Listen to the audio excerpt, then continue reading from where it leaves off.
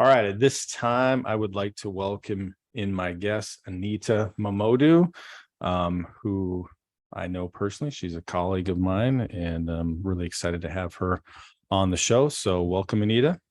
Hi, how are you? I'm good. I'm good. All right. So for my listeners, Anita, if you could just kind of introduce yourself a little bit, tell us a little bit about your background and kind of what you do in the field of therapy, and yeah, just give us a little bit of a brief history there. Yeah, so I like to introduce myself and tell people that what I do is I travel the world gathering communities, demolishing shame, and uplifting experiences.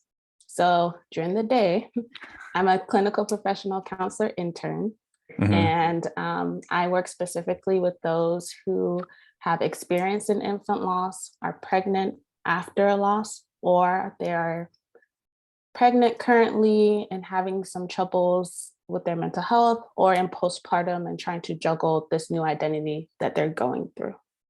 Okay. Wow, it's definitely some interesting stuff. And I will say, even though Anita used the term intern, she's definitely not an intern in her knowledge or understanding. She's great. And I just actually happen to be her supervisor in the field, but she teaches me stuff all the time and is great addition to our supervision. And she rescues me a lot, especially when it comes to kid questions. So Oh, yeah. Kids were my specialty in the past. Yeah. So, and a little inside joke, she rescues me from Linda a lot. So that's That's true. anyway. So all right. But again, that was an inside joke. So all right. So today I brought Anita on because she recently spoke at, was it a conference what was the conference you spoke at? Yeah, so I spoke at a conference. It was for therapists. And at this conference, I spoke about the power of sharing your story. Mm-hmm. It's something that I found very big within the community that I serve, and how shame stops us from being able to do a lot of things, specifically stops us from getting help we need. It stops us from talking to other people and different things in that manner. Mm-hmm. So what I did at this conference is I took them through my 5-step process of living a shameless life Okay. and how you go about it. And it's not important to share your story to somebody else. The message behind my presentation and what I do is it's more important for you to be able to share your story with yourself first. Mm. Yeah, when I got kind of like the outline for what you had we're going to talk about today, that's something that stood out. And I mean, didn't really think about that part of it, but just the importance of being able to start with that, like sharing your story with yourself, almost as a sense of like, because I think a lot of people potentially, maybe they even have, like said, like a hard time accepting that that's a part of their story, or that that's kind of like, whether they've had some kind of abuse or whatever it might be, that just like kind of being like okay with the fact that, okay, this is my story, this is kind of what it is, and just acknowledging that to themselves. So what's your, like, do you have them do something specifically when it comes to starting that, or is that part of the 5-step process? Is that number one, or within that 5 steps, is it kind of like you're building up to being able to share your story with yourself? Yeah, so within the 5 steps, so the framework is shame.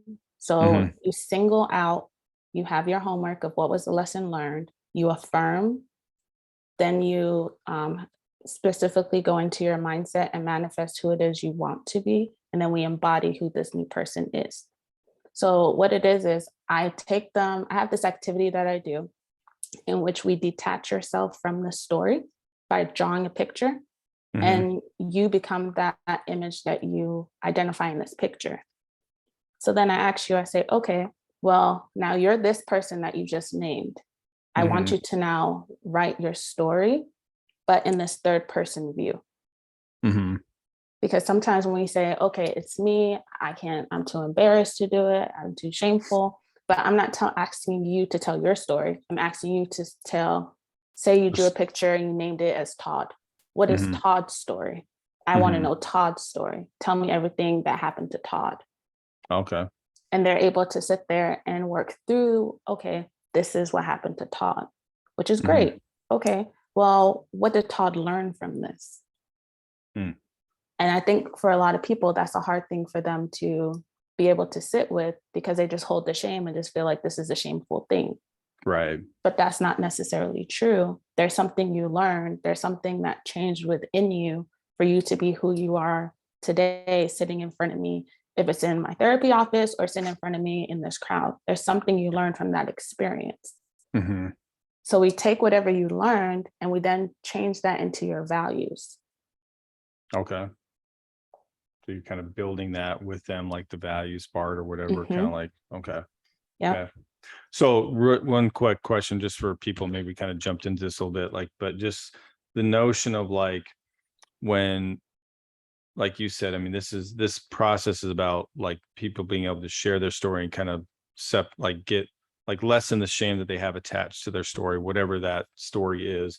And Yes. so when you said like earlier about kind of detaching yourself from the story, it's that again, just for people to understand, that's more of a sense of like, for them to be able to kind of at first like not see them in that place, so it kind of gives them a little bit maybe more of a comfortable notion of like, okay, I can kind of like tell this story without being me that's doing that, or me that's experiencing that, as a way of just kind of like getting more comfortable with it, I'm assuming, right? Like that they can kind of have a little bit of separation there to sort of just see it for what it is without feeling the shame, without kind of like taking on any kind of like belief about themselves as a result of whatever happened, but just kind of seeing it more in a neutral state. Is that sort of like the reasoning for that?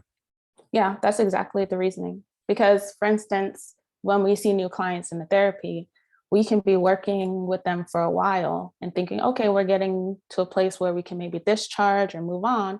But our clients have been holding on to the shame for so long. And then all of a sudden, they drop it on us 5 minutes before we're ending. And we're like, wait, hold on. Where did Hmm. this come from? Right. All this time we've been working together. So yeah, Yeah. it's to help them detach from it completely so they Hmm. feel comfortable enough to be vulnerable at a whole nother level of saying, okay, yeah, I've been holding on for this to this specific thing for so long, Hmm. but no, this didn't happen to me. This happened to Todd instead.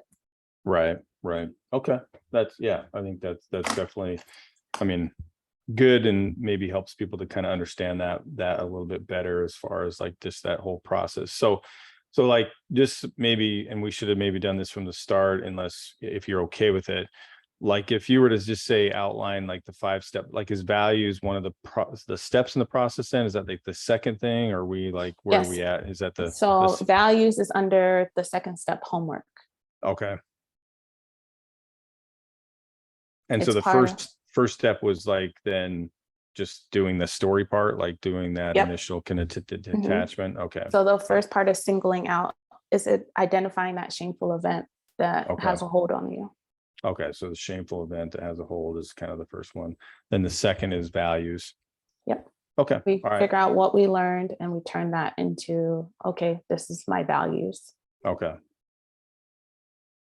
All right. Anything else that you would do with people there specifically, or just kind of like that's the big thing, just kind of what they learn, and then how does that help them be something, I guess, or Yeah. So what your lesson learned, and Mhm. then from your lesson learned, okay, what values did that create?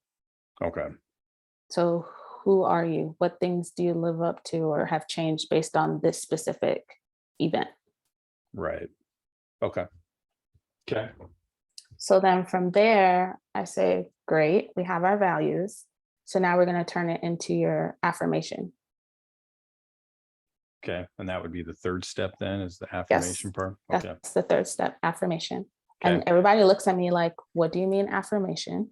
Hmm. I'm like, well, everybody has these values that they claim they have, but Hmm. in your day to day, are you doing anything to work towards those values? Yeah.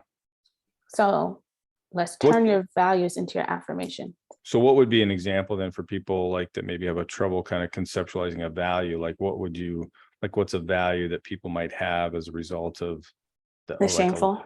yeah. So an example from a client in the past is they told me they value safety. Okay. I Yeah. said, okay, that's a great one. Mm-hmm. So your affirmation, what affirmation would you come from that? They weren't able to tell me an affirmation. I was like, I am safe. Yeah. Say I'm safe, right? Yeah. Yeah. Okay. You just take it. For- If you value safety, you can, in most values, you can just put the word I am in front of Mhm. it. Yeah. And then once they have this affirmation and their value, I say, okay, well, how can you go about this in your day to day? If Mhm. you value safety, if your affirmation is for you to feel like I am safe, Mhm. what is it that you need to do, or what is it that you need to have in order to feel safe? Right. Okay. So then from there, we go on to the fourth step, which is your mindset and manifestation. And it goes back to this be, do, have model. Mhm. It's a lot of the times we say, well, I have to have this in order to do this, in order to be this. Mhm. And that keeps us stagnant and not really moving in whatever direction it is we want to do. So I have them sit and think, well, once you are this shameless person, once the shame is not having a hold of you, Mhm. who is that person? Like, what is it that they wear? What is it that they do? What is it that they have? Mhm. And what can we do today for you to embody this shameless person? Mhm. So you can start being that person.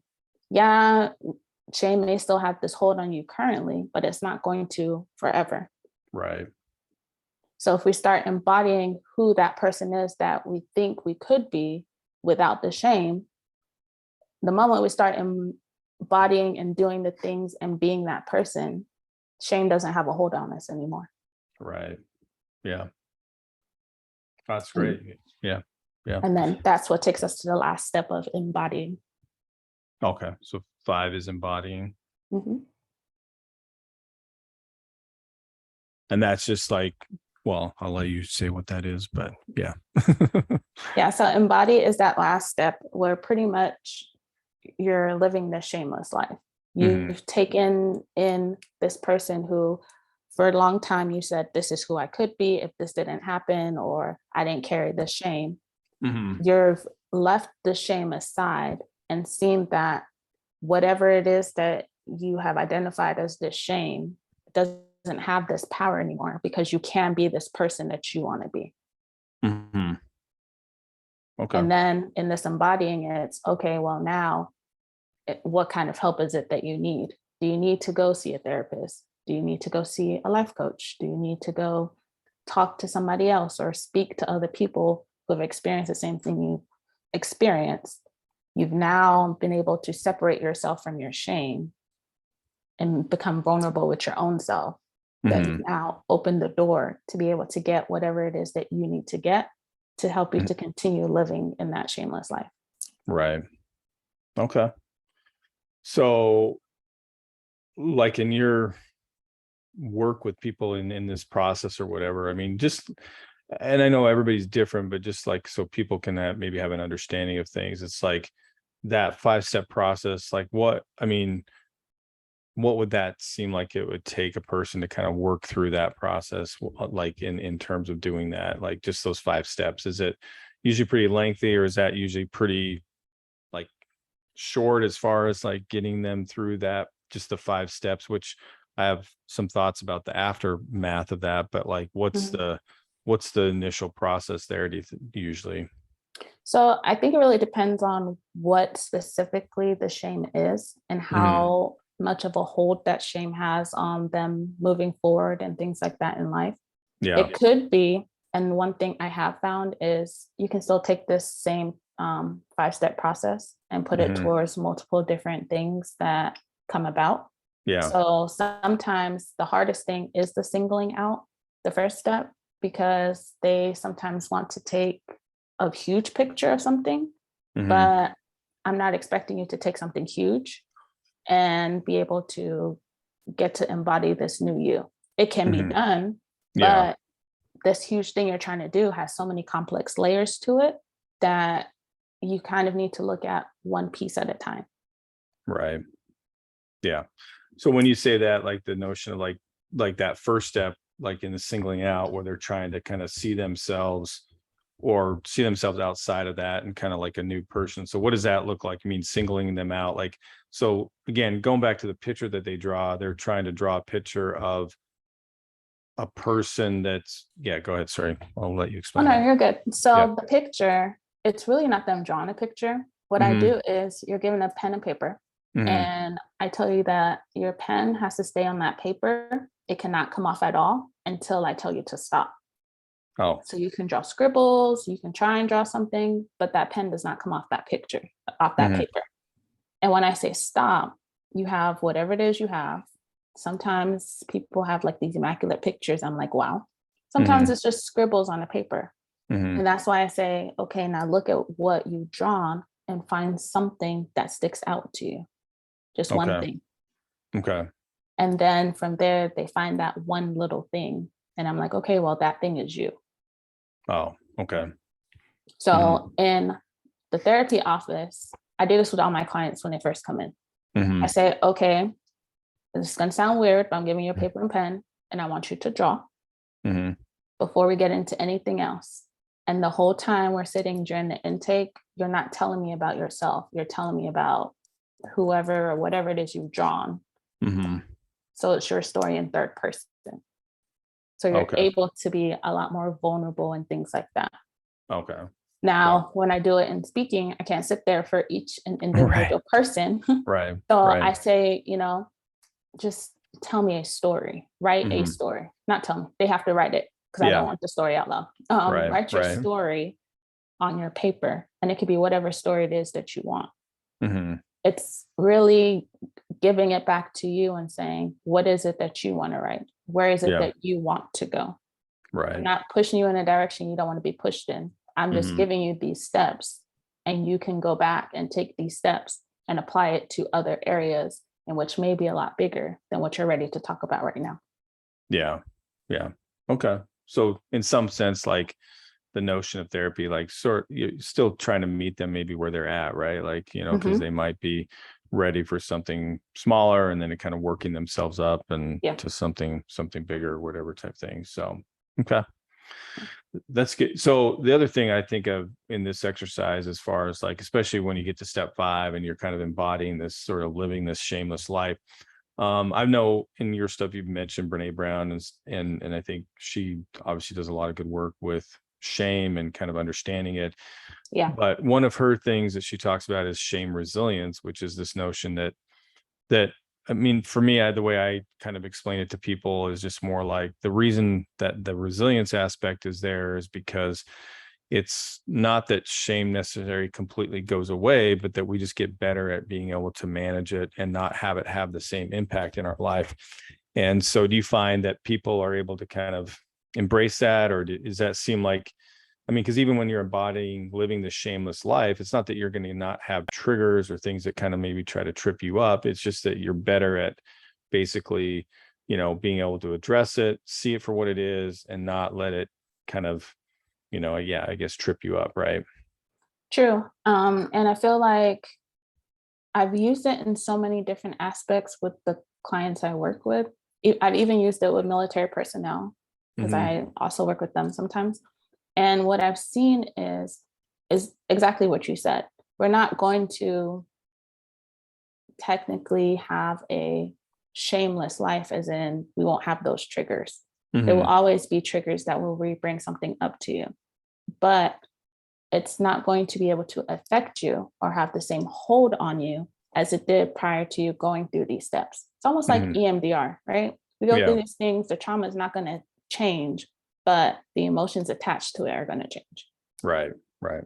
So my sense of feeling not good enough, or my feeling of like some kind of situation that I have shame over defining me, it's like lessening that and being able to see that I can still have value or purpose or whatever it is outside of whatever that shame's told me that I am or that I'm not or whatever type of thing. And so I think it's just getting people to kind of see that sense of freedom from that, right? Mhm. And Yep. being able to, like said, kind of embrace a sense of like, I don't have to be behooven to this shame-filled life that says, hey, you're not good enough, or that says, hey, you know, that sexual abuse is who you are, or that whatever situation is who you are, you know, that you're able to kind of see yourself outside of that and experience life in a, you know, obviously a more fulfilling way, right? Exactly. And even to go back to Brene Brown, what she says is shame is derived from being unspeakable. Hmm. And just speaking words into it is taking back that power from Hmm. the shame. And for you to be able to be like, okay, no, it had so much power because I was embarrassed. I didn't want to talk about it. I'm not saying talk about it to anybody that you know. You don't have to do that.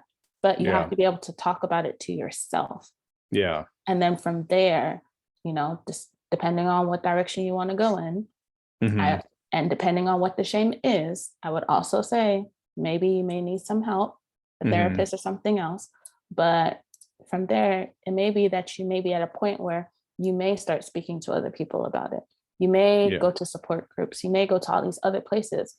But until you can sit there and tell yourself the story, Hmm. there's no way you're going to be able to share it with other people. And that's why it's called the power of sharing your story. Yeah.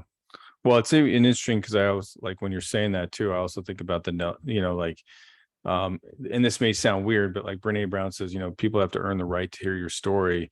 But it's Yep. almost like you have to earn the right to hear your own story in a different way, like where it's like whether it's trusting yourself or seeing that, you know, you can kind of take that story and be able to see it for something that, again, maybe like you said, has value to it, something that has more a learning property to it, and that you can, again, not let it be this overarching defining thing that kind of takes away any sense of feeling good enough or value in your life. But yeah, maybe you have to kind of do some work to so that you have earned the right to hear your own story, you know, Exactly. in a certain way, right? It's kind of, you don't really think about that. You think always kind of more outside of that, like, oh, I have to be able to make sure I share my story with people that I trust, which is important too. But definitely taking it back to that idea that, you know, we have to earn the right to hear our own story too, you know, and be okay with that, because we have to see ourselves without shame, right? Yeah. That's kind of where it starts, right? So Yes. yeah, yeah, I think that's like I said, that's really kind of what caught my attention with with this whole dynamic that you had kind of sent out, and just kind of seeing that put in that way where um I don't know if I've ever really kind of given that much thought, but it really does start with ourselves. One other question I kind of had too with the process, like when you see people kind of get to step 4 and that mindset and manifestation, you know, it's like, what can we do today to kind of start being that shameless person? What does that look like for people? What have you noticed? There are some examples so people might get it. I know it's different, like you said, it's going to be different for everybody, but what have you seen there kind of happen for people, or things that they might do in that 4 step? So if I stick with the population I see the most, those Hmm. in the birth world, what I found is if we speak about loss, Hmm. right? That's one thing that there's a lot of shame about and it's not spoken about, but a Hmm. lot of people experience it. Yeah. So when we get to that 4th step of your mindset and your manifestation is okay, you've created your values. We know who you are. You've created these affirmations. Who is it that you want to be? Hmm. That future person. And a lot of times I hear from those who I work with is, I want to be able to talk about this more. Hmm. And they want to help change their mindset in a way that they're able to speak about it more to those around them, Hmm. or maybe one day be able to get on a stage and talk to other people about it, but just so that for them they want to manifest a time or a place where this becomes something that doesn't have that much of a stigma and everybody's able to talk about it, especially since so many people experience it, it's just not talked about. Yeah. Yeah. Okay. So I throw one at you if you kind of think that this fits in that same realm too. It's a different, maybe different kind of type of demographic, but I was thinking about this as you were talking. It's like, I have a client who's been through some difficult challenges, and we've worked a lot on shame. And one of the things that he's always kind of wanted to work towards, but again, it's like this idea of like really being able to live life in that kind of shameless, without that shameless dynamic. Mhm. His goal has always been to get a tattoo that's reflective of, that's got some meaning to it and stuff for him, but it's also maybe a little bit taboo in the way that he was raised and different things like that. And so the idea of being able to embrace this thing and be able to kind of do something for himself that kind of reflects this idea of like, okay, I'm going to live a shameless life. This is something that I want to do for myself. This is something that has significance, almost like a turning the page type thing into a new type of life. Again, some symbolism there, but it's also kind of taking on a lot of the dynamics that, maybe he would have, like, I guess in previous life, he would have never done something like that because he would have been worried about what it would have done or what other people would have thought about it. And now it's like, hey, this is a step towards that. Does that seem like that fits with that in what That's you're okay? that's exactly what I'm saying. Hmm. Okay. Now, in that example, are Uh-huh. people going to have things to say if he decides to do it? Probably. But Yeah, at the end of right. the day, you're not doing it for them, you're doing it for yourself. Right. But I think, yeah, exactly. I think people, and that's the thing that you have to get to, is that it's not that people still won't say stuff or still might not have a judgment Mhm. about it, but you're in a place where you're trying to feel like, okay, but this is me embracing the shameless life. I'm not going to take that on. I'm not going to allow myself to feel that because I know that that's not, something I should be doing or should be feeling. That's just other people's stuff, right? So, Exactly. but yeah, okay. So I mean, there's definitely different varieties of ways that we can start to manifest that or kind of carry that out for ourselves. But the important thing is that we're finding something that fits for us in that kind of like shameless life, right? Yep. And being able to embody that in a way that works for us and doesn't allow us to continue to sort of be defined by that. So um good. All right. So besides the 5 steps then that you kind of talked about, are there other aspects to sharing your story that you feel is important for people to understand, or just kind of working through shame in general? Anything that you kind of would say would be helpful? Um, well, I think the 5 steps can actually be utilized in different aspects of your life to help combat different things. Yeah, Hmm. I created it for shame, but Yeah. the more clients I see or more people I interact with and hear the things they're going through, it can be used in those aspects of their life as well. Hmm. But I mean, once you get to that embody phase, I feel like that phase alone can take you for the rest of your life. And it can Hmm. continue to change and evolve depending on what's going on in your life. And you Yeah. may see that if you go back to your mindset and your manifestation and that be do have model, you may see that, okay, yeah, I feel like I'm great here, but this area over here is not so good. So who do I see going past this part and things like that? So I think Yeah. that last phase of embody is a continuous lifestyle changing and moving Yeah. depending on what's thrown at you. Right. Well, so speaking of that too, I just wanted to actually go back to that be do have model, because I think when I heard that from you originally, it was again one of those kind of like profound things. But I think again, for people to kind of have a better understanding of that, it's like the starting point, or the like kind of like the typical model is the have do be, which is kind of like in a sense of people tend to like, in order for me to be happy, I have to have A or B, and then I can do this, and then I can be this, right? Like Yeah. is that kind of how you'd see it? Is like that's what people typically kind of kind of fall into, is in Hmm. order for me to be happy, I have to first blank, Yes. right? Okay. Yes. But you're saying you try to shift that to the starting process is, okay, what do See. you want to be, right? Yeah. And Hmm. how do you see yourself being that way? Is that Yep. okay? Hmm. And then what do you have to do to be that? Yep. Or is that's the do part, right? Hmm.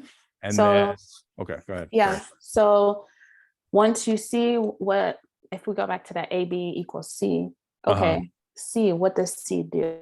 Who is C? What do they like? How do they dress? How do they whatever? Okay, we know. So you're going to start being that person. As Hmm. you start taking on that same mindset as that person that you want to be, you start to do the things that that person does. So that person Mhm. may not enjoy the activities that you currently do. That's perfectly fine. That just means you're going to shift it and go in a different direction of doing the things that this person that's living the shameless, or anybody who wants to take the C result, okay? You Mhm. start doing the things that they do. And Mhm. eventually, as you keep changing and focusing and embodying these things, you can start having the things that that C person has. Mhm. Okay. So there's much more work in that one, or at least upfront work, right? Rather Yeah. than just like waiting for something to kind of come to you. And then it's like, okay, then I'll be happy, right? Once I get to this Mhm. certain place, then I'll be happy. It's like, no, you got to kind of do some work in there to get to that Yeah. have. So yeah, I think Mhm. that's a good obviously shift for people to think. But I think the other thing with that too, incorporating the shame, is like recognizing that I think a lot of times people get stuck in that have to be dynamic because they're also battling the shame, or the shame tells them they can't maybe have something because of that shame complex. And so I think even just like recognizing that, no, you can be whatever you want to be, and letting go of the shame will be a big part of that, that you Mhm. don't have to, or you can't have something because of shame. I think that's another aspect of letting go, or seeing yourself outside of that, that's important as well too. Exactly. Yeah. So great. Well, those are some really good things. I think that 5-step process for people, and helping them kind of to get to a place of being able to share their story, but really, you know, not only just sharing their story with themselves, but then being able to kind of see themselves move through to where they can embody a shameless life. I think those are some great things. And I really appreciate your insight into that, and the work that you're doing with other people, and just the work that you do in general Well, is thank great. you. So thank you very much for coming on, and for sharing this with people. Thank you for having me. And honestly, if you want to talk about be, do, have, and manifestation, I actually wrote it down last year. I was like, I'm going to be on Ryan's podcast this year. Okay. It's going to happen. I'm not going to ask, but he's going to eventually be like, hey, do you want to be on the podcast? All right. Well, hey, I'm glad I could be a part of that. So quick thing, and I'll put in the show notes, but how can people look you up if they're interested in something, on your end, or something that you do? What's a good way for people to get your contact? Yeah, you can either find me on my website, which is youdomom.com, which is my last name backwards, Hmm. or you can find me on Instagram, youdomomhw, or you can also email me at hello@youdomom.com. Okay. You to mom. All right. Nice. I like Yes. that. Very catchy. Very catchy. Okay. Well, I would definitely recommend Anita in any way if you're looking for different things that she's, you know, um, an expert in. She's got a lot of great insight and a lot of great tools. I mean, she is a master of a lot of things. She does EMDR, and is just, like I said, has a lot of great insight into her craft as a therapist. And so I definitely would recommend her as somebody to trust, and to, if you're struggling with something, she's a valuable resource for that I guess going through that journey, or that healing with if you're looking for somebody that you would want to trust. So um anyway, so thanks again for coming on, and we'll talk soon. Thanks for having me. All right. Just pause this just a second.